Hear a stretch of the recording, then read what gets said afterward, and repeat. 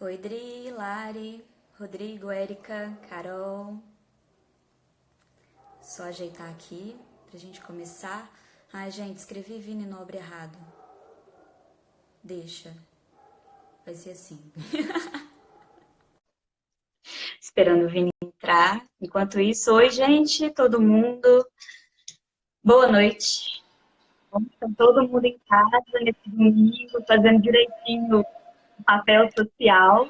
E eu fico muito feliz que vocês estejam aqui com a gente hoje, para a gente conversar um pouquinho. E fazer companhia para mim e para o Vini nesse isolamento físico, que não precisa ser social. Né, Vini? Ei, Vini? Exatamente. Boa noite, Joy. Boa noite, todo mundo. Oi, gente, entrando, as pessoas estão entrando ainda.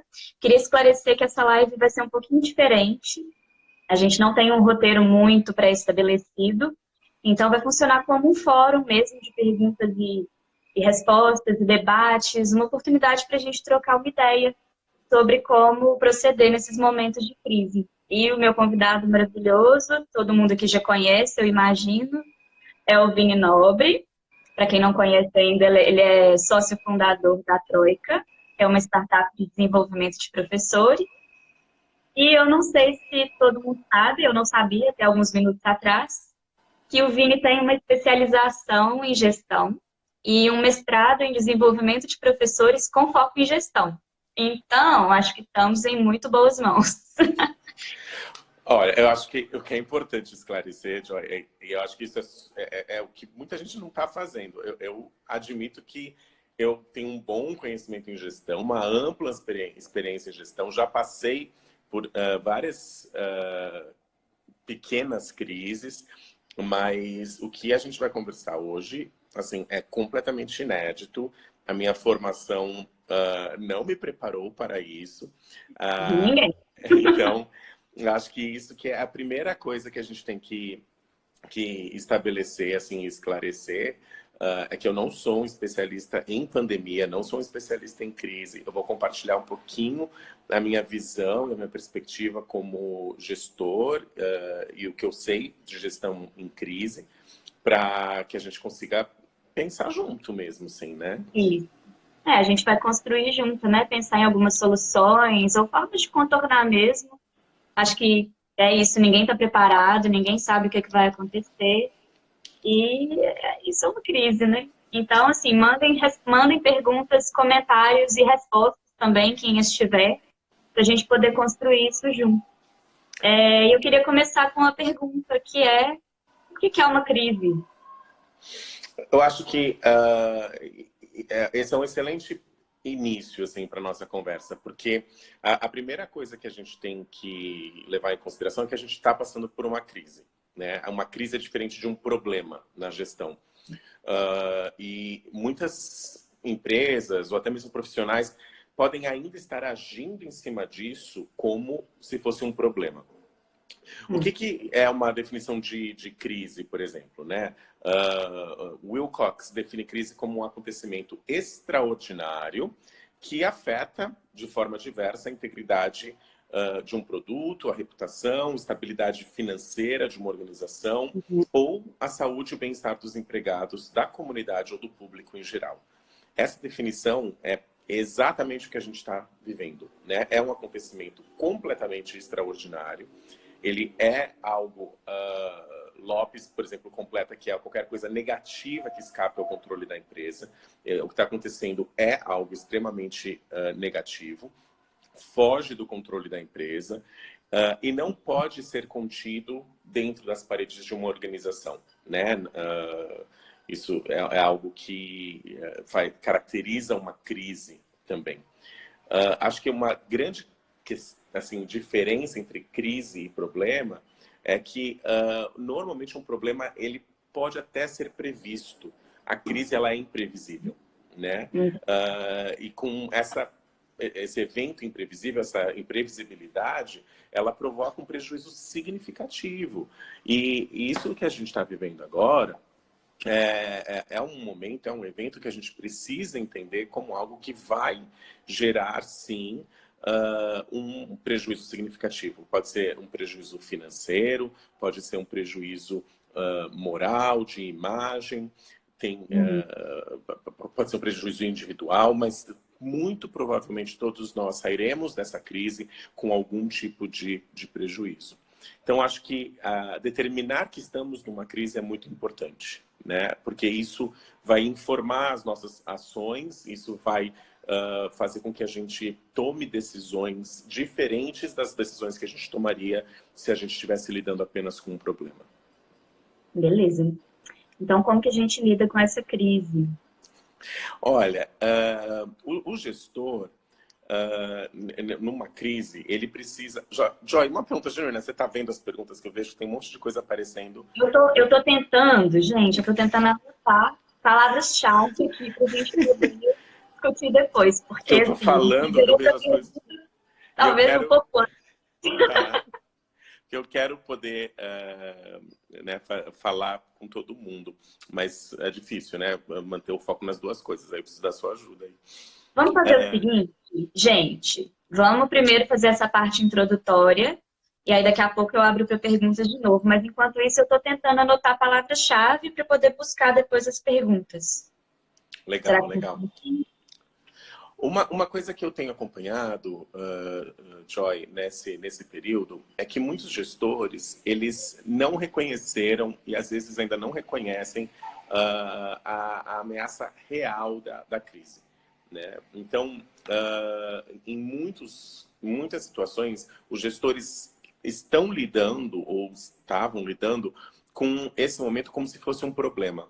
E gestor aqui pode até ser o gestor do seu próprio negócio, se você trabalha de uma maneira autônoma, se você tem uma pequena equipe ou se você é gestor de uma grande empresa.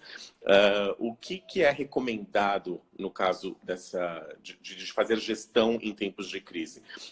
É você reconhecer que a determinada situação, no caso a situação que a gente está vivendo, vai causar um impacto diferente daquilo que é familiar para você.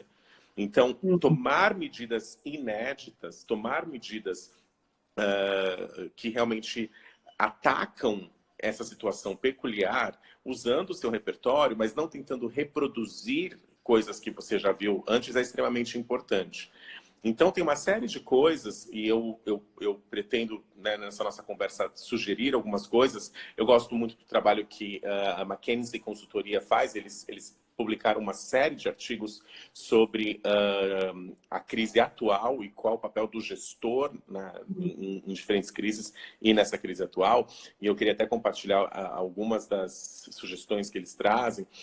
Mas o que é importante é pensar que você precisa olhar para isso de uma maneira inédita, né? Existe uma divisão que é feita por Oliveira, que separa a crise, os problemas, né, de crise em diferentes classificações. E ele lista todas as possíveis crises. O que é muito interessante é que a crise atual, ela é o que ele classifica como uma crise natural, uma crise que independe da ação humana. É um desastre natural, né?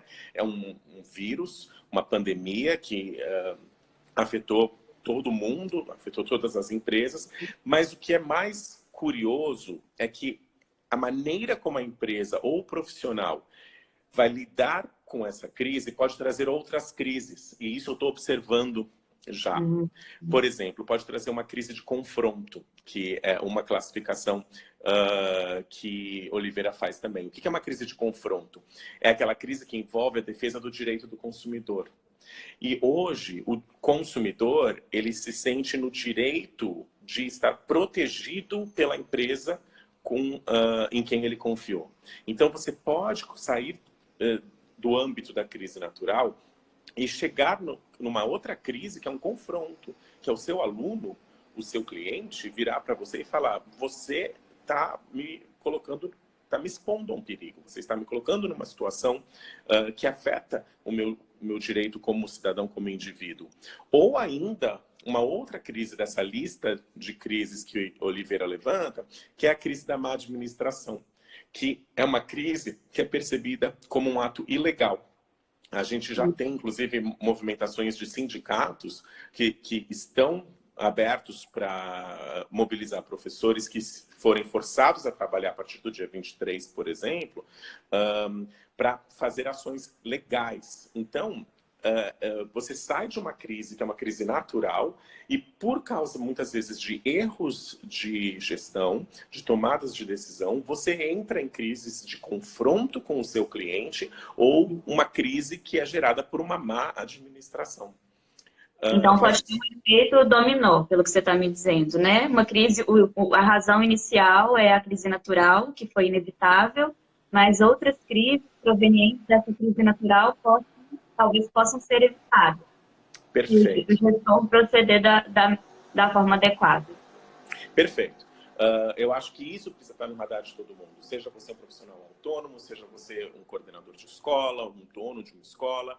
A maneira como você vai lidar com essa crise, ela precisa neutralizar outras possíveis crises que podem ser oriundas dessa situação que você não controla. Porque a maneira como você administra o seu negócio, a maneira como você se relaciona com o seu cliente, estão dentro do seu escopo de ação. Se você peca na maneira como você se comunica, e conflito, nesse caso, conflito, crise, nesses tipos de crise, está muito associado à comunicação, né? Como você comunica as suas decisões e tudo, você pode criar aí novas crises e você vai lidar com a crise do coronavírus, mas também uma crise de insatisfação do seu cliente e uma crise, muitas vezes, de uma tomada de decisão que é ilegal, né? Entrando aí num campo realmente de um possível processo ou alguma coisa assim. Sim. Como que a gente pode proceder, assim, como que um gestor pode antever essas situações de forma a evitar que outras crises surjam? Olha, a primeira coisa que eu gostaria de sugerir é que o papel do gestor numa crise como essa é levar em consideração iniciativas que comuniquem um correto posicionamento perante a opinião pública. Aí você pensa, nossa, mas eu sou um professor autônomo, eu não estou nos jornais. A opinião dos seus alunos é uma opinião pública. Com a maneira como eles percebem a sua gestão da situação, é a opinião pública, né? Então, as iniciativas que você vai tomar, elas precisam ter uma coerência com aquilo que você quer comunicar para a sua comunidade. Então, se você vira e fala, como aconteceu em muitos contextos, nossa empresa é muito preocupada com os nossos alunos e com os nossos professores. Por isso que a gente tem feito várias reuniões presenciais com os professores, por isso que a gente vai ter um staff administrativo fazendo atendimento aqui. Essa contradição entre a ideia original, né, a ideia que está sendo comunicada e que está sendo efetivamente feito, pode gerar uma nova crise de imagem. Então, tudo que for decidido precisa sim levar em consideração a opinião pública, né, a imagem que você quer transmitir para os seus alunos, para os seus clientes. Aí você me perguntou o que fazer, né? Aqui eu vou citar o trabalho da consultoria McKinsey. Eles listam alguns procedimentos, né? Eu gosto muito do primeiro procedimento deles, assim, a primeira sugestão, que é você admitir que você está numa crise. Reconhecer que a sua empresa está passando por uma crise, né? Muitas vezes, e isso eu também tenho visto, as pessoas reagem a uma crise das maneiras mais diversas. Então, você tem uma maneira meio de negação, tem uma maneira, às vezes, um pouco delirante, muitas vezes arrogante, mas reconhecer que você está passando por uma crise é extremamente importante. Isso não é ser fatalista. A gente tem exemplos de lideranças mundiais que reconhecem e conseguem manter um tom de alarme sem ser fatalista, né? Agora, você ter um comportamento contrário de alienação que faz uma recusa à crise é extremamente prejudicial para aquilo que você vai fazer depois como tomada de decisão. Isso e a gente está passando por isso no nível nacional, né? O nosso maior gestor está aí em negação. Isso foi você que falou, não fui eu, tá? Eu falei, estou te falando publicamente que nosso gestor não está cumprindo o papel de gestor que deveria, né? Porque ainda está em negação, e isso eu acho que reflete em vários outros empresários, vários outros gestores que talvez se mirem no exemplo dele. Então isso é extremamente perigoso, né? Mas fui eu que disse, não foi o Rio. Mas eu concordo assim lá embaixo. E Joy, agora, assim, isso já está até meio ultrapassado, mas acho que é algo que a gente pode aprender com isso. Um dos pontos que McKinsey levanta nesse trabalho que eles falam, que eles fazem, é quando eles falam que ficar assistindo, testemunhar um desenvolvimento lento de uma crise, porque foi um desenvolvimento lento, né? Se você parar para pensar, não foi uma coisa de 2 dias, é uma coisa que vem desde dezembro e foi tomando picos diferentes, né? O que é muito difícil para um líder, para um gestor, é reconhecer que ele precisa sair do seu viés da normalidade. Então, a tentativa de vamos manter tudo normal funciona quando você está enfrentando um problema, não uma crise. Então, você reconhecer que você precisa quebrar o viés da normalidade para você agir diante da crise é o primeiro passo para um gestor conseguir fazer uma gestão de maior sucesso, né, na crise.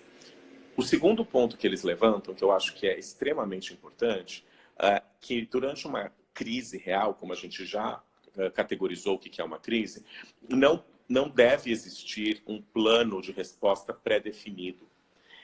Porque os comportamentos e a construção mental pré-determinada causam um dano muito grande numa situação que tem desenvolvimentos que são inesperados. Então, quando você traça um plano de ação de médio e longo prazo para uma crise, se é uma crise, como a gente categorizou, é algo que não tem nenhuma referência. É algo que é único, que é inédito. Então, se você traça um plano de ação de médio e longo prazo, sem ter a possibilidade de revisitar esse plano sistematicamente, você não está agindo como uma crise. Porque a crise, ela pressupõe a característica única da situação. Então, o que é importante para um gestor fazer, para um profissional autônomo fazer? Revisitar as suas decisões sistematicamente. Porque o que acontece no dia anterior tem um impacto muito grande. Se você está preso ao seu plano de médio e longo prazo, você fica fossilizado, você fica engessado e não consegue responder com a velocidade que é necessária para uma situação caótica, né? Que é isso que a gente está vivendo.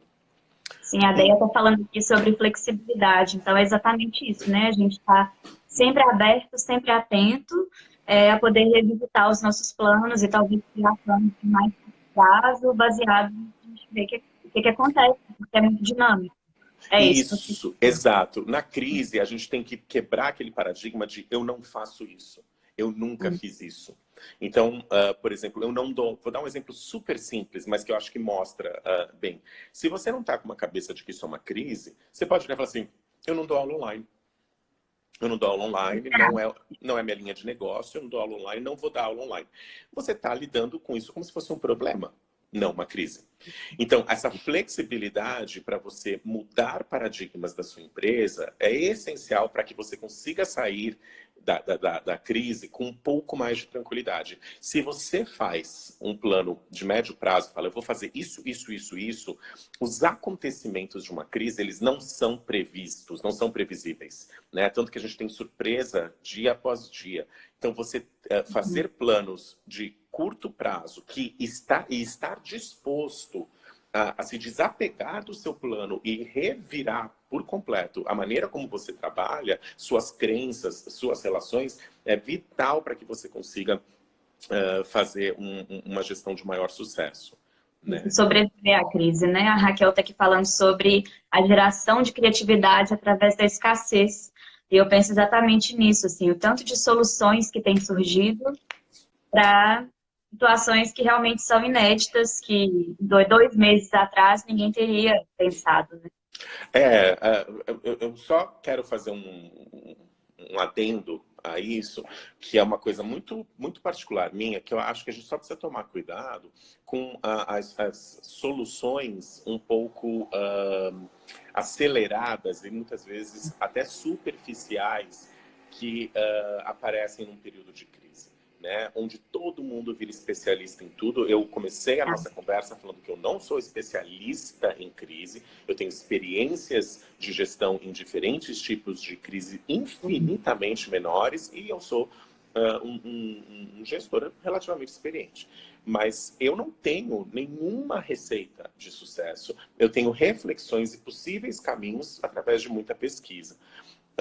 Mas eu acho que a gente precisa tomar muito cuidado nessa hora para não transformar esse momento em algo simplificado, que é muitas vezes o que está acontecendo, né? Então, um pseudo positivismo, assim, também otimismo, de, ai, a gente só... Isso está acontecendo, tem uma coisa boa. Não, é uma crise, é uma pandemia, pessoas estão morrendo, a economia vai quebrar. Então, a gente não vai se desesperar, mas não dá para tratar isso como apenas um momento para virarmos seres humanos melhores, ou para tirar proveito, porque senão você pode criar uma crise de imagem, né? Então, assim, como que a gente pode ganhar dinheiro com isso? Como que eu tiro proveito disso? Então, é uma linha muito tênue entre você ter flexibilidade, você ser criativo, você ver oportunidades de se reinventar nesse processo e você não entrar num delírio coletivo, né? Sim, acho que a Juliana falou aqui sobre a geração coach, né? Essa impressão, essa imagem que a gente tem, que está todo mundo produzindo muito. Então, assim, vamos aproveitar a crise para tirar o atraso de todos os livros, de todas as séries, fazer todos os cursos, e muito, e muito, e muito. E tem muita gente não dando conta, porque é um momento de ansiedade. E não espero que ninguém se sinta obrigado nesse momento a produzir. Né? Perfeito.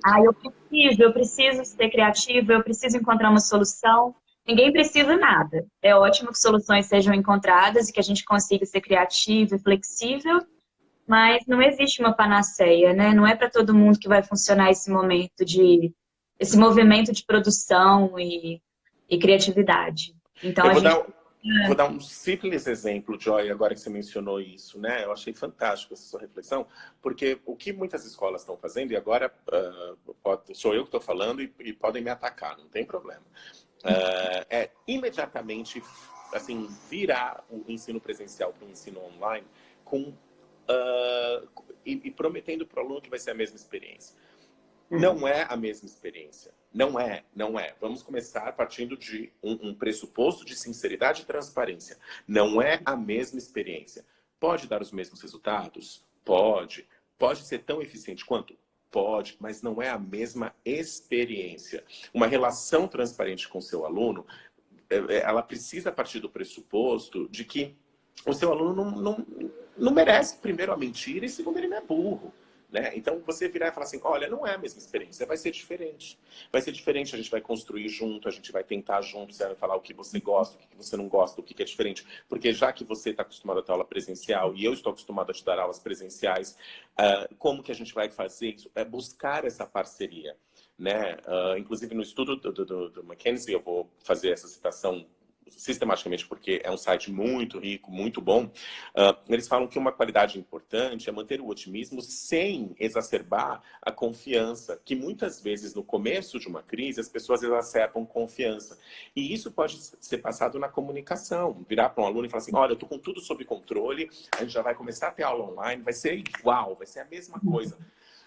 Acontece que muitos obstáculos vão surgir, né? Para quem dá aula online há mais tempo, todo mundo vai concordar que você desenha uma experiência online de uma maneira diferente de como você desenha uma experiência presencial. Então, vamos aprender juntos, mas vamos fazer isso com transparência, sem promessas milagrosas, né? Sem entrar nesse delírio de que a gente tem que resolver tudo muito rápido, com muita confiança, fazer ginástica na sala no primeiro dia. Gente, eu não fiz ginástica nenhum dia, não consegui, eu não tenho foco para isso.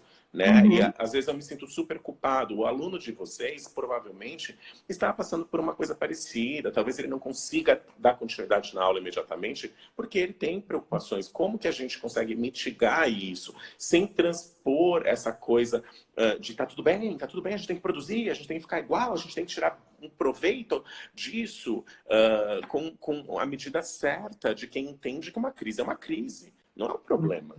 Sim. Vamos sim tentar manter a nossa sanidade, né, e fazer tudo na medida do possível também. Eu tenho tentado, assim, estabelecer uma rotina para mim, porque eu moro sozinha, trabalho sozinha, então eu preciso ter uma rotina para eu me escutar mesmo. Mas também esse grau de exigência é injusto com todo mundo. A gente está num momento muito sensível, né, de humanidade, assim, então prestar atenção nos outros também, se disponibilizar, ajudar os colegas. Tem muita gente com iniciativas legais, principalmente no ensino online, né? Muitos professores, a Renata está aqui online, English Set, fazendo aulinhas, né, pocket, de como usar as ferramentas. Então, assim, eu também me disponibilizo, se alguém precisar de ajuda, tenho experiência com aula online também. Mas, assim, vivendo, a Carmen falou aqui, vivendo um dia de cada vez, a gente vai se apoiando e sem panaceias, mais uma vez. Né? Não é uma transição fácil e tranquila, não é a mesma experiência realmente, mas ela pode ser feita de uma forma mais suave, sem medo e sem ansiedade nesse momento, eu acho. Perfeito, Joy. Até porque um outro ponto que é levantado no trabalho da McKinsey é você ser capaz de demonstrar empatia, e eles consideram a demonstração de empatia em você lidar com a tragédia humana como prioridade. Né?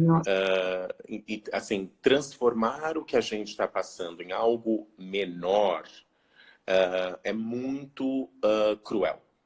A gente não sabe a realidade das famílias, a gente não sabe o que os nossos alunos estão passando, a gente não sabe o que o nosso professor, colega está passando. Se tem alguém idoso na casa, se eles têm um caso que já foi identificado como positivo no prédio, se tem uma série de tragédias humanas que não podem ser minimizadas. Um líder, o esforço da empatia, que é extremamente difícil e é uma das características mais fortes de liderança, o esforço da empatia é exatamente não julgar a dor do outro, mas não é que se colocar nos sapatos do outro, se colocar no lugar do outro, como a gente fala, mas é se colocar naquele lugar considerando a experiência e a vivência do outro, se distanciando da sua própria experiência. Porque se você se coloca no lugar do outro, você leva a sua bagagem junto. É você que está indo para lá.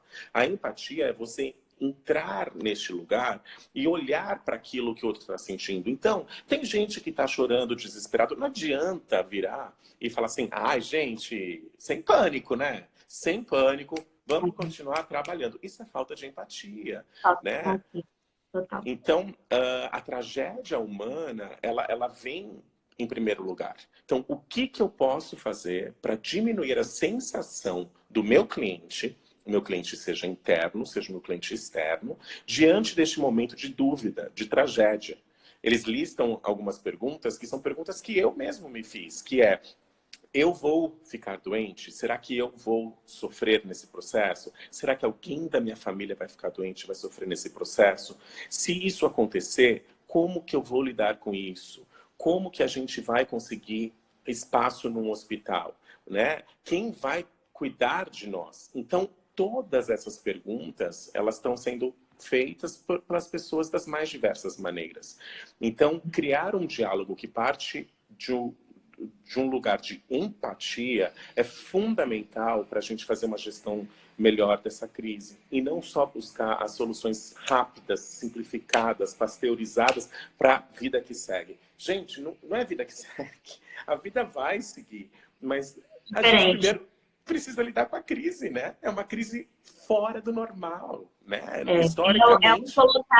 Colocar a máscara de oxigênio primeiro, antes de tomar qualquer ação, né?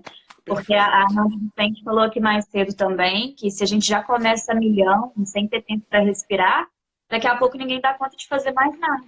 A gente gosta. Eu tive contato, Joy, de professores, por exemplo, que estão em pânico, que estão chorando, desesperados, angustiados, porque agora, além deles terem que lidar com os próprios filhos em casa, com a falta de equipamento em casa, ter que improvisar um computador que não era um computador para isso, uma internet que não era uma internet para isso, ter que se preocupar com seus familiares e ainda transpor tudo que eles faziam presencialmente para um grupo de 8 crianças de 5 anos de idade. E tem que fazer isso com a mesma qualidade, porque é a vida que segue. E, enquanto isso, faz exercício na sala também, porque é uma oportunidade incrível para você fazer 18 pós-graduação, que está tudo de graça agora. E, sabe... Ai, tô chorando, mas eu tô rindo, mas é de desespero, de nervoso. Fica essa coisa assim, gente, olha que oportunidade, tudo de graça, vamos estudar. Eu nem consegui estabelecer a rotina que você falou, que você está tentando estabelecer. Eu também estou tentando, mas é completamente diferente de um paradigma que foi criado em 26 anos de profissão. Em 26 anos de profissão, eu nunca fiquei uma semana trabalhando 100% dentro de casa, né? Com a equipe toda dentro de casa, tendo que fazer tudo dentro de casa. E eu tenho experiência de home office, porque o meu trabalho permite. Imagina professor que está 100% em sala de aula, né? E de repente tem que migrar. Não dá para a gente perder a empatia. A gente tem que fazer os ajustes com um pouquinho mais de calma e de compreensão que as diferentes realidades vão trazer diferentes obstáculos. E que neste momento não é o processo perfeito, né? Virar para o aluno e falar assim, não se preocupa, vamos continuar porque vai ser tudo igual. Não, é assim, eu quero continuar com você, não vai ser igual, mas a gente pode aprender junto e a gente precisa aprender junto, com calma, com um pouco mais de tranquilidade, né? Não tenho todas as respostas, mas como que a gente pode fazer esse desenho deste novo momento juntos, né? Ótimo, perfeito. Teve uma pergunta mais cedo que eu acho que se encaixa agora, foi sobre alunos sem a tecnologia, sem celular ou sem computador, ou que não tem a internet adequada. Como que a gente pode tentar lidar com esses casos? Assim, eu fico pensando, e a primeira coisa que me vem à cabeça é reposição. Eu acho que, voltando para ser consistente com o que eu falei, eu acho que algo precisa ser negociado com o próprio aluno, né? Como que você se sente em relação... E abrir o jogo mesmo, assim, olha, o que você me paga é fundamental para que eu possa sobreviver, né? E tem alunos que estão perdendo emprego, tem alunos que estão preocupados em perder emprego, empresas que estão cortando contratos, e então buscar alternativas num diálogo, a tentar abrir esse canal de diálogo é muito importante, né? Então, assim, a gente pode repor, você consegue pagar por um tempo e a gente repõe tudo isso depois. A gente consegue fazer aula por telefone, né? Quando eu era jovem, muitos anos atrás, eu trabalhava num lugar que fazia telephone lessons. Então, o aluno recebia por e-mail uma tarefa. Na época nem era e-mail, na verdade, ele recebia do próprio professor, não tinha nem e-mail assim, tipo, fácil, né? Recebia do professor uma tarefa, isso é em 1930, né? Porque a pessoa tem muitos anos já, né? Muito. E aí a gente ligava e fazia aula por telefone. Olha só. Era muito legal até, porque trabalhava A gente outras... já faz isso daí, a gente trabalha outras habilidades. E aí você vai ter alguém que fala assim, mas aí não é a mesma, não é a mesma coisa, não é a mesma coisa porque a gente está vivendo um período de crise. Não, a gente não pode usar as soluções e as expectativas de pequenos problemas para uma crise. Então é assim, vamos fazer uma aula completamente diferente. Mas aí eu não vou trabalhar reading, não vou trabalhar o meu vocabulário, a minha gramática direito. Não, não vai. Não vai. A gente vai passar Isso. A gente vai passar 2 meses, 3 meses, trabalhando outras competências e vai encontrar maneiras de ir melhorando isso e vai descobrindo isso, né? Então, eu acho que essa é aquela flexibilidade que a gente falou, né? Então, assim, eu não tenho internet, meus alunos não têm acesso à tecnologia. Ok, vamos rever tudo que a gente pode fazer. Mas eu acho que conversando com as pessoas envolvidas, a gente compartilha essa responsabilidade e consegue chegar a soluções mais criativas, né? Sim, ótimo. Marta, a live vai ficar gravada, vai ficar aqui por 24 horas e depois eu vou disponibilizar no YouTube, para quem não conseguir assistir. Como proceder com o aluno que não tem acesso à internet, mas pertence ao grupo que irá fazer a aula online? Uma opção que eu penso agora, Alex, é a gente gravar essas aulas, né? O Zoom, o Teams, o Skype também tem a possibilidade de gravar a sessão. Então, talvez gravar e depois disponibilizar de alguma forma para o aluno que não puder participar ao vivo. Vamos lá, gente. Se alguém tiver sugestões também. Eu acho que essa é uma boa sugestão, Joy. E acho que em alguns casos a gente realmente vai ter que estar preparado para não ter uma solução. Mas eu perguntaria, assim como a Fernanda também está aqui mencionando, né, empresas muito grandes, com milhares de alunos, centenas de professores, eu acho que assim, inclusive, uma das sugestões do Mackenzie, um dos passos, eu acabei nem cobrindo todos, que a gente se empolgou aqui, um dos passos é organizar grupos de trabalho. Então, se você tem centenas de professores na mesma situação, realmente, e você é o líder daquele contexto, é praticar o Frozen, é let it go, praticar o desapego. E isso é uma sugestão do Mackenzie, inclusive, você criar grupos de trabalho com autonomia para tomar decisões de solução e buscar na interação ali, uma coisa que eles falam que eu acho que é muito interessante, que assim, a liderança ela tem um papel fundamental, ela precisa ser muito clara, muito forte, porém, se as tomadas de decisão são completamente top-down, a crise ela pode aumentar, né? Então, eu acho que esse envolvimento das pessoas ali envolvidas são muito, muito importante, né? É muito importante fazer isso mesmo. Sim. Vamos ver aqui se tem mais perguntas. Praticar o Frozen. Nanda, o problema da gravação é que o aluno não tem interação, mas, assim, são questões, como o Vini falou, que fogem ao nosso controle, né? E é o máximo, o melhor que a gente pode fazer num momento de crise. A interação, a comunicação, ela vai ser feita posteriormente, numa próxima oportunidade que a gente tiver de ter aula ao vivo, ou ao vivo online, ou ao vivo pessoalmente, né? Infelizmente, algumas questões vão ficar sacrificadas. A gente não consegue cumprir tudo pela mesma experiência numa aula online. Eu acho que assim, se a gente, exato, você falou, né, tentar atender a todas as demandas no mesmo nível que seria o nosso repertório, a gente está olhando para um problema, não para uma crise. Na crise você vai ter algum tipo de perda, você vai ter alguma mudança drástica, né? E é bastante complexo mesmo, assim. Não tem receita de bolo, não tem o que eu posso falar assim, o que é receita, digamos, é ter muita empatia com a situação dos outros, manter o foco realmente em como essa comunicação é feita, né? Não fazer top-down, então virar para o aluno e falar assim, olha, você vai ter que fazer assim, desse jeito agora, mas realmente negociar, ser transparente e demonstrar preocupação com a dor humana. Nesse momento é isso, é a dor humana, é a ansiedade. E se tem gente que está super assim, elevado, fazendo meditação em casa, saltitando, que descobriu 8 maneiras de fazer exercício com os seus próprios móveis, que aprendeu, né, novos idiomas em uma semana e agora virou super cozinheiro e está achando que tem uma poesia linda no que está acontecendo. Nossa, eu acho maravilhoso. Não é a realidade de todo mundo.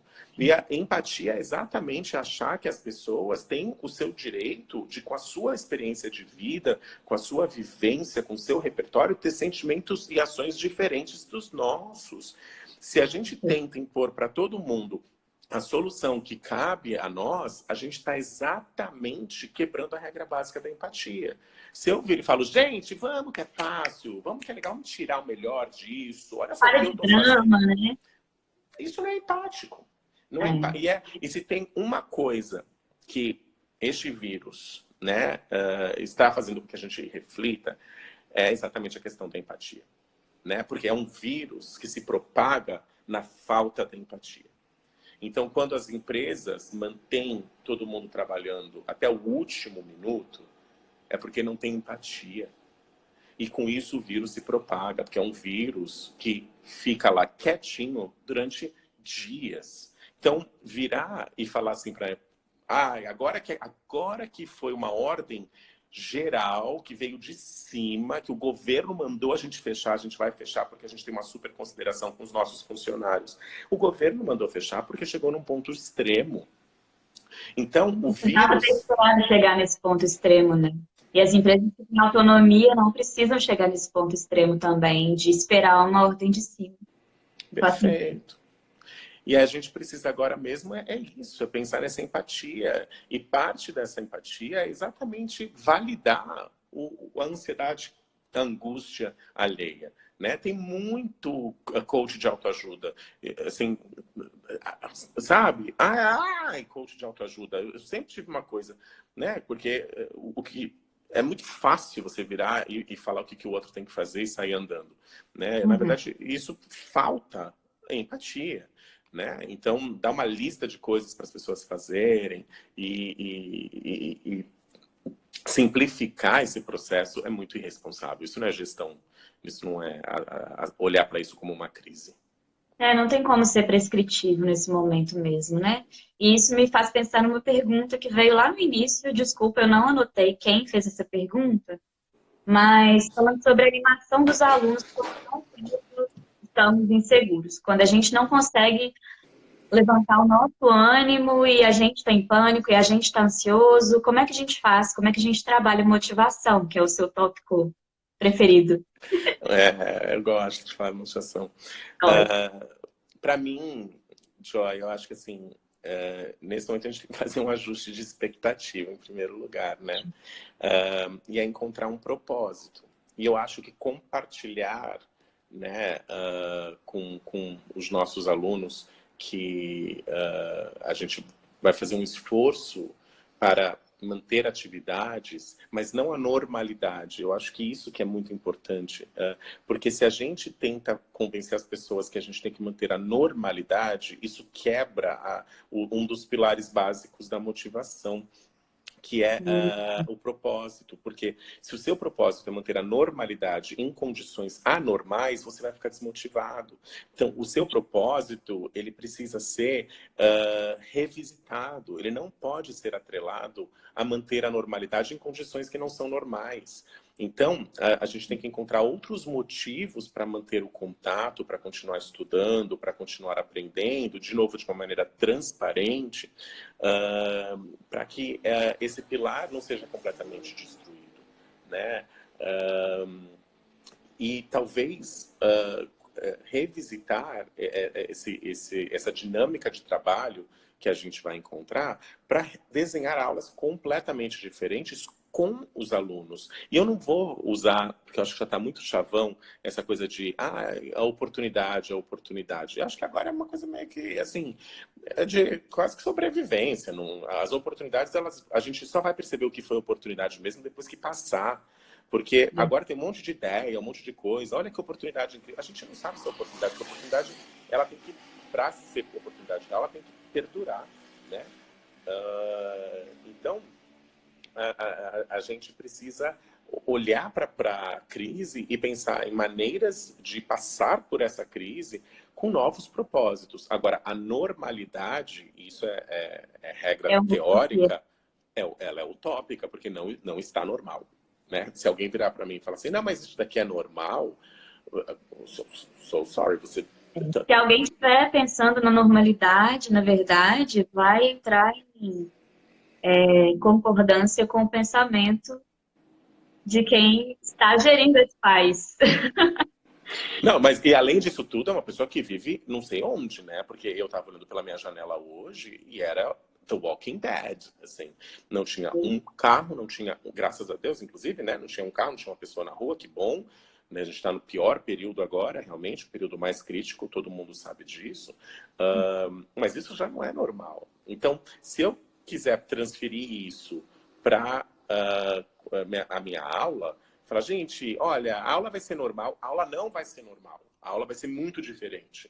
A gente vai aprender junto como que vai ser essa aula diferente, né? Porque, mas eu sempre dei aula online, então para mim é ok. Mas o seu aluno talvez nunca tenha tido aula online. E se o seu aluno sempre teve aula online com você, o seu aluno não estava no meio de uma pandemia, com o filho pendurado no pescoço dele, tendo que se preocupar em passar álcool gel na cara, em todos os outros orifícios do corpo e tal. Isso não é normal. Isso afeta a motivação, afeta o engajamento, afeta foco. E se a gente não tratar isso com o respeito que ele precisa ser tratado, com o carinho, com a empatia, a gente atropela o ser humano. E se a gente atropelar o ser humano, a gente comete o mesmo crime que a pessoa que está ali no bar tomando cerveja porque acha que está de férias, né? Que está atropelando o ser humano do mesmo jeito. Então, para a gente estar realmente num lugar de empatia e responsabilidade, é a gente fazer esse ajuste da expectativa dos nossos alunos, de uma maneira transparente, falar que não é normal, não está normal, mas a gente vai aprender junto como que isso pode ser melhor, né, possível. Perfeito, Vini. Gente, podem mandar perguntas. Eu inibi todo mundo aquela hora de pergunta. Pergunta não estou vendo as perguntas, mas pode mandar. E eu tô vendo comentários super, super relevantes, assim. Eu acho que o pessoal tá, em geral, super antenado. Mas são seus seguidores, né, Joyce? Pessoal super... Nossos seguidores estão aqui. Responsável, É a né? nossa bolha responsável, atenta, empática, flexível. Vamos espalhar essa palavra aí, gente, para frente, para quem está aí no super discurso do vamos aproveitar todas as e uma coisa que eu posso também sugerir, Joy, eu já tive momentos assim de crise complicada mesmo, assim, óbvio que nem perto do que a gente está vivendo, mas assim, momentos de muito estresse, assim, de crises bem complicadas mesmo. E eu acho que o que a gente... E isso vai soar muito clichê, mas o que a gente precisa é de uma certa resiliência, a palavra, né, meio clichêzona, mas é verdade, de não achar que um obstáculo vai nos afundar, né? Então, assim, o aluno desistiu por causa disso. Como que eu posso reverter essa situação? Porque não é reverter a situação de um aluno que desistiu no passado. Você não pode usar as mesmas estratégias, né? Então, não desistir, porque tem horas realmente que vai aparecer que vai dar uma ansiedade, né? Não tem amanhã. E aí é nessa hora que a gente precisa ter essa flexibilidade de mudar o plano de ação. E mudar a maneira que a gente está lidando com as coisas. De repente, rever preço, rever frequência. Uma pergunta que todo mundo me faz de criança. Gente, eu não sou especialista em aulas online para criança, porque não é uma coisa padrão, inclusive, né? Aula online para criança. É muito difícil, desafiador. Inclusive, eu vi um post da Claire Venables, que é super especialista em Young Learners, falando isso. Ela falou assim, gente, eu não me sinto confortável para dar um monte de sugestão de aulas online para criança, porque não... E aí eu fico sempre muito encantado pelas pessoas que viram especialistas, né, de repente. Mas acho que é responsável a gente falar que... Porque não tem literatura sobre isso, a gente não tem referência sobre isso. É uma área que é pouquíssimo estudada. Mas uma coisa que eu gostaria de sugerir é de rever completamente a frequência. Em vez de dar uma aula de 50 minutos, dá 2 aulas de 25. Então, por causa da atenção deles, né? Que é muito curta, é muito difícil. Mas aí, se alguém vira e fala assim, nossa, mas isso vai acabar com o meu timetable, com a minha organização de aulas. Gente, é crise.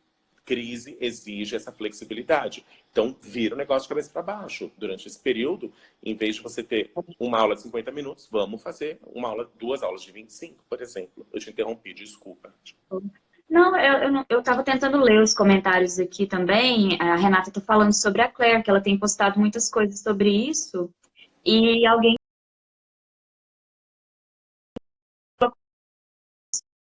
as crianças, se eles forem muito novinhos, no momento da aula, para ajudar a manter a atenção. Não sei se funcionaria, porque é, mais uma vez, uma dinâmica completamente diferente, né? ter pais e responsáveis presentes no momento da aula. Não sei como isso funcionaria. É algo que de repente pode experimentar, né? Eu acho que a gente tem que estar aberto para experimentar as coisas, né? O Jefferson mencionou uma coisa aqui: os professores normalmente esperam as orientações mais corretas, até mesmo as top-down, e nesse momento que senti certo foi de perguntar a eles e assumir que é algo novo, que toda construção é agora. Perfeito, Jefferson. Eu acho que você ter orientação top-down é diferente de você ter todas as decisões top-down, né? Você tem que ter uma liderança clara, porém envolver as pessoas no processo é muito importante para aumentar a confiança, inclusive na liderança, né? E você ter o espaço para você perguntar é fundamental. Você ter um canal aberto com a sua liderança, ou se você é líder, você abrir este canal para os seus alunos ou para o seu grupo com quem você trabalha, é extremamente importante no momento de crise. Tem gente que guarda informação, tem gente que finge que está tudo bem, e isso são medidas que não costumam funcionar muito, né?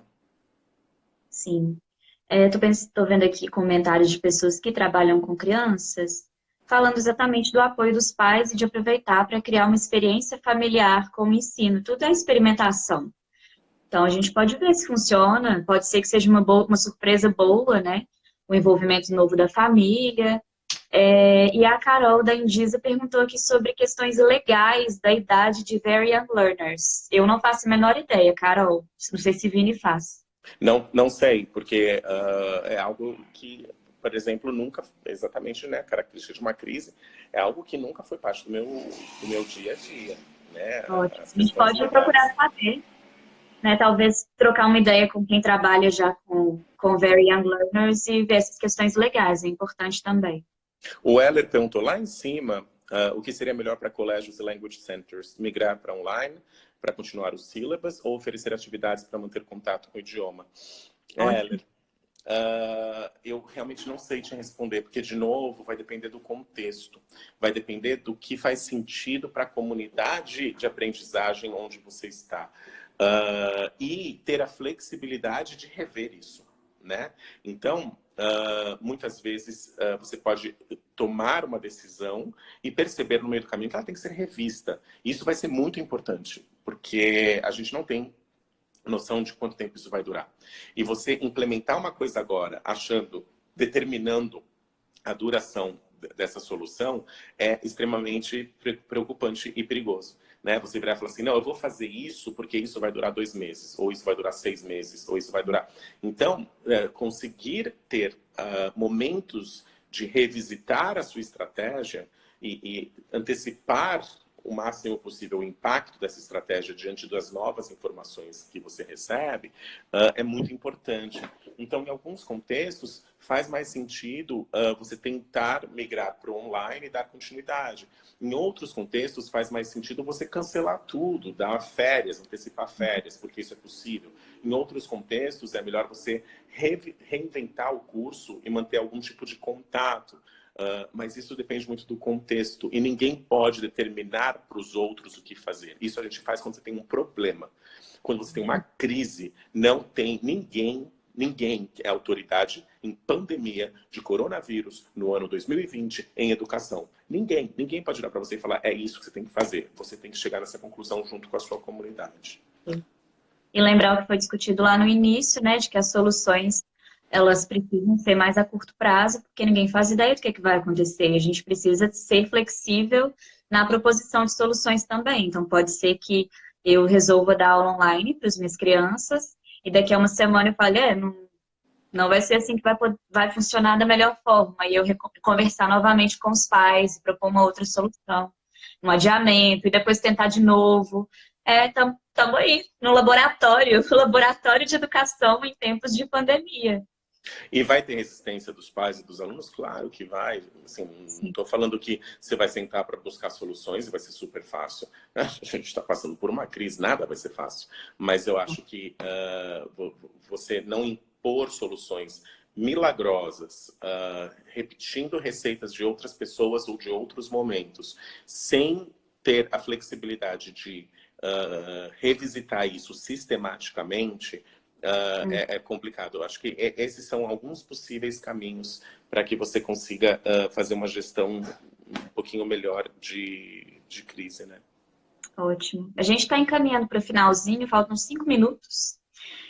Eu queria só fazer uma sugestão para as pessoas que estão aqui e estão conversando sobre crianças. Parece que foi um assunto bem polêmico, né? E que tá sendo bem requisitado, que essas pessoas se reúnam. Talvez criem um grupo de WhatsApp ou alguma forma de comunicação para poder ir trocando ideias sobre como isso está acontecendo para cada um. E sugerir a live que a Claire vai fazer amanhã. O arroba dela é Active English for Kids, é isso? Não lembro. Depois que acabar, eu vou sugerir, ela vai fazer uma live amanhã às 9 horas, sobre ensino de Young Learners. Então, assim, não, né? Joy, Eu realmente não tenho como falar nada, porque eu não dou aula para Young Learner.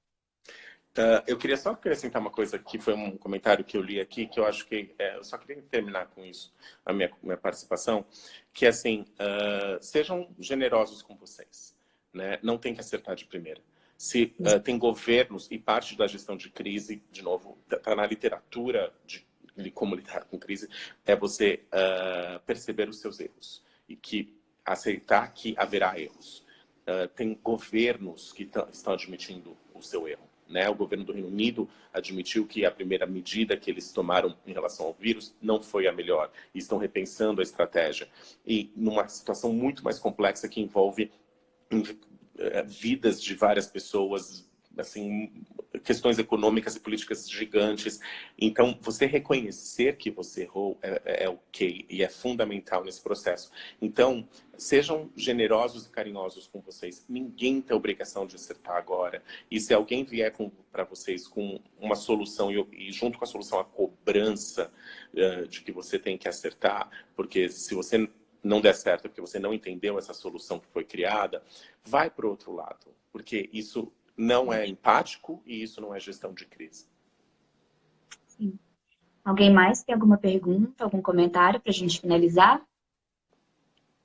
Enquanto isso, Vini, eu queria te agradecer por disponibilizar seu tempo, por me fazer companhia aqui no isolamento físico.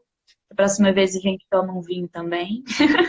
Gosto. E agradecer por tanta generosidade, empatia, humanidade, porque você é uma liderança para muita gente aqui.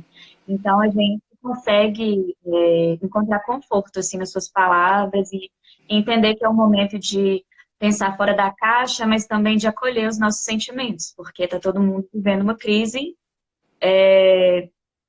eu acho que uma crise emocional também, né? Ninguém sabe como lidar, ninguém sabe o que vai acontecer. E eu acho que tá todo mundo aqui te agradecendo muito. E agradecendo você, que é o que eu ia fazer. Obrigado pelo serviço público que você faz, por me convidar. Eu estava morrendo de medo, porque, de novo, eu não tenho respostas, mas o que você faz é o que dá propósito para a gente passar por essa solitude, passar por essa crise com uma perspectiva de que sairemos melhores. Essa generosidade, essa consistência e essa flexibilidade de agendar uma coisa fora do momento é tudo exemplo maravilhoso do que a gente precisa fazer para podermos todos nos transformar em profissionais e seres humanos melhores. Joy, muito, muito obrigado em nome da comunidade de professores do Brasil e do meu coração. Te admiro, te respeito, te amo. Ah, também te amo, Vini, te respeito muito. Gente, já tô chorando, tá? Eu sou canceriana. É isso. Então, acho que a gente pode finalizar por aqui. Amanhã eu posso postar sugestões que o Vini disse, né? Sobre a consultoria do Mackenzie, de outras bibliografias, se alguém tiver interesse pelo assunto também. E eu vou publicar aqui o arroba da Claire para quem tiver interesse também. Logo quando a gente concluir, tá bom? Beijo É todo isso, mundo. obrigada. Gente, estamos aí, viu? Canal aberto de conversa. Quem precisar de ajuda, a gente se disponibiliza. Beijo, Tá Joy. bom. Beijo todo mundo. Beijo, Tchau, boa gente. noite, gente. Tá.